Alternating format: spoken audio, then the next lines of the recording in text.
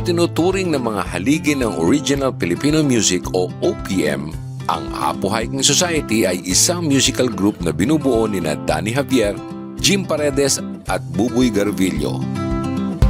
Noong 1969, orihinal na 12 ang miyembro ng grupo na pawang Ateneo de Manila High School students. Ang pangalang Apo ay pagpupugay sa bayaning si Apolinario Mabini, taliwa sa popular na paniniwalang dahil ito sa Mount Apo, ang pinakamataas na bundok sa Pilipinas. Sumali si Danny Javier noong kolehiyo at lumisan ang 10 miyembro matapos ang kanilang graduation. Nagpatuloy ang grupo bilang isang 3-piece act at nakapaglabas ng mahigit 20 albums na naglalaman ng hindi malilimutang mga awitin.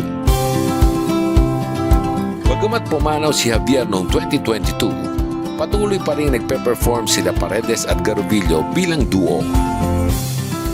Nandirito pa rin ang isang barkadang tunay na aawit sa inyo. Sa lungkot at ligaya, hirap at ginawa kami kasama mo.